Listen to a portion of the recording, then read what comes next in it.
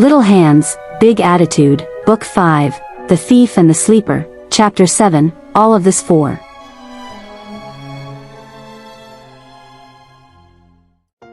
A sound pulled Shadow out of sleep.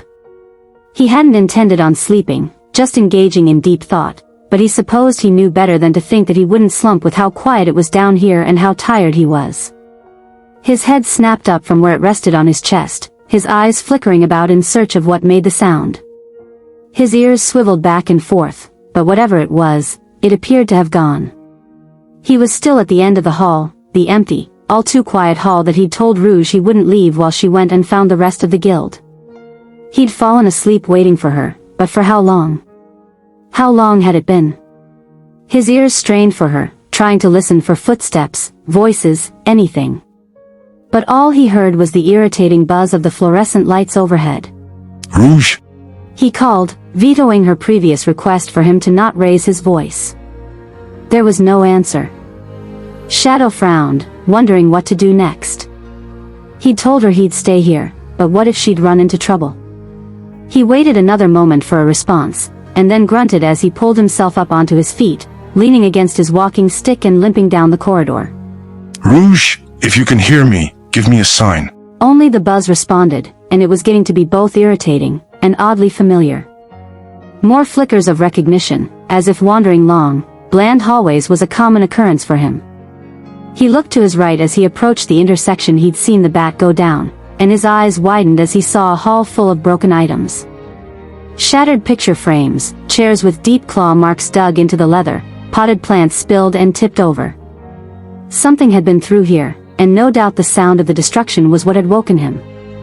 Doors were smashed from their hinges, and at the end of the hall, he saw a shape on the floor. Rouge! Shadow limped around and over the destroyed objects, walking into the room. With the large table and multiple tipped-over chairs, he could only guess this was the conference room she'd mentioned going to look for. Rouge sat on the floor, her back to him and her wings drooping across the carpet. Claw marks were also in her jacket, splitting it into slashes on her arms. Rouge, you okay? He asked.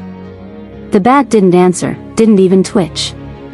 He hobbled closer, slowly moving around to look her in the face.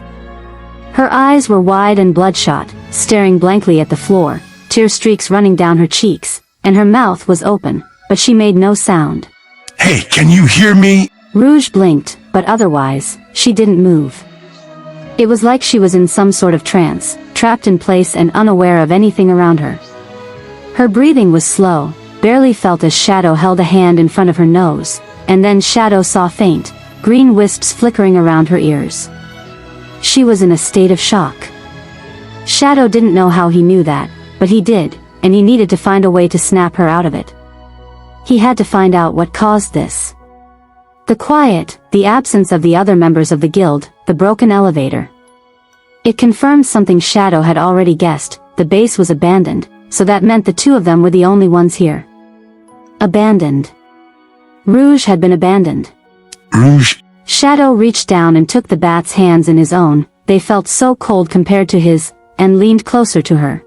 Hey, you're not alone, you're not all by yourself, I'm still here, okay? I'm still here? Shadow rubbed the tops of her hands with his thumbs, squeezing them just a little in the process. I'm not going anywhere. The girl's voice whispered in his head, the same girl from the Hall of Mirrors. His vision flickered, and he saw her doing the same thing to his hands that he was doing to Rouge's. Don't be afraid, I'm not going anywhere. He swallowed hard as a sadness hit him, a sadness he wasn't certain where it was coming from. He looked back to Rouge as the memory faded out again, whispering the words to her aloud. I'm not going anywhere, don't be afraid. Rouge still didn't respond, but her shoulders slumped a bit more, the wisps faded out, and then Shadow grunted as she fell forward into his chest, her head resting on his shoulder as he caught her. Easy, I've got you now. He whispered, putting a hand to her back. It's gonna be okay. Why? Why am I not? Rouge's voice was a soft, muffled whisper, but it was something. I don't know what you're asking, but I promise it'll be okay. And not normal. Why wasn't I born? Why was I born? Okay, that's going a bit far, don't you think? Shadow's ears then pricked as he heard a click from somewhere in the room. He couldn't see it, but he did hear a soft voice, robotic and emotionless, speak.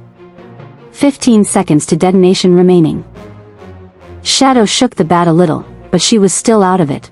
Oh, okay, sorry, Rouge, but I gotta. He reached past her, his fingers slipping into her pocket and wrapping around the stone. It immediately grew warm and bright in his hand. Green Hills, Green Hills, Green Hills. He cried, hoping that he could find out what he did before he ran out of. A sudden rush of energy washed over him, and he held tightly to Rouge with his other arm as the heat burned through his body, and then in a flicker, they disappeared from the room. He free fell through the bright light, clinging tightly to the bat, until all at once, it was gone, and he gave a grunt as he crashed into the grass. He laid still in the cool for a few moments, and then a loud boom pricked his ear, and he sat up quickly. Off in the distance, he could see the city where they'd been, the lights breaking up the darkness. But what broke the darkness the most was the massive fireball erupting from a nearby structure. The base going up in flames and smoke, hiding any sign of the guild's presence. Shadow gave a sigh of relief. They were safe, well, safe from being blown up, at least. They were out in the middle of nowhere with no roof over their heads anymore, but at least they weren't buried 50 feet down under floors upon floors of rubble and no hope of rescue. He relaxed a little, but then he heard a whimper, and he turned to face Rouge, who still laid in the grass and was trembling. Hey, it's okay. You're safe now. Rouge's eyes blazed as she seethed. They left me again. I don't matter to anyone. Hey. Shadow plopped down behind her as she sobbed. Listen to me. You matter. I'd still be in that capsule if not for you. Those guild guys don't know what a good thief and infiltrator they had. You matter. You're gonna leave me too. Our agreement doesn't matter without them. Well then, we make a new agreement. I'll be your company if you'll be mine. How does that sound? Rouge still cried, but Shadow reached out and grasped her hand again. I'm not going anywhere. You're not alone. They were both all alone, but they were all alone together. It was a few more minutes before Rouge calmed enough to stop shaking, and Shadow was wondering if she was falling asleep, before she rolled over to face him. What do we do? Where do we go from here? Shadow looked out towards the wilderness. That was a good question. As he peered, a distant glow, green in color, appeared on the horizon, like the aurora borealis. He nodded, and then grabbed his walking stick. We head for that light on the horizon. Rouge got up, looking ahead where he pointed. I don't see it. Really? Shadow rubbed his eyes to make sure he wasn't imagining it, but it was still there. Well then, I guess I'll do the looking and leading from now on. This time, I'm taking you somewhere. Rouge sniffled, her wings and ears still drooping as she took his hand. Okay. Good. Let's go, before somebody comes looking for the cause of that explosion. Rouge wished she was okay, that she was fine. She heard Shadow's voice, but it seemed so distant, so quiet. She couldn't make out what he was saying, and though she felt his hand touch hers, it felt numb. They left her. She was left alone again. Why? Why did this keep happening? She told Shadow to stay put and then headed for the hall, only to find the shattered remains of pots, and the broken frames. The path led her to the conference room, empty and the chairs tipped on their sides. Nobody was here, nobody but her. She was all alone again. Just like when she was a child. Mama. Mama, where are you? Her own little voice rang in her memory, her little bare feet feeling the cold, empty ground of a cold, empty cave. And now her new family was also gone, or at least, she'd thought they were her new family. Why did the guild take you in? It sounds like they only take in people that they think could be of some use to them. What did they think you could bring to the table? Shadow's questions had been pounding in her skull ever since he asked them, and now she wasn't sure.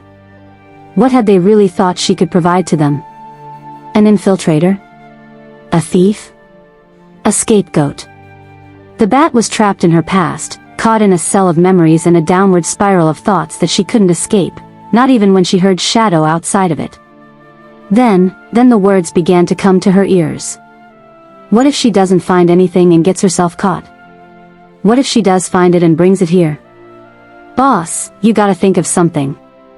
Load up the vans with what we can carry and set the charges. Nobody finds anything after we're gone, understood? Her skill, her power, the power to hear what was said before. It was just another curse laid on her at birth, another curse, another difference. She'd been stuck in that spiral and trap until they hit the ground outside, but that jolt through her system only knocked her emotional reactions loose from their jammed state. She cried harder than she had in her own memory. She should have known it was too good to be true, she should have known it wasn't a real family she'd found. She was used by them as much as they would have used Shadow. Shadow helped her to her feet, and they started to walk.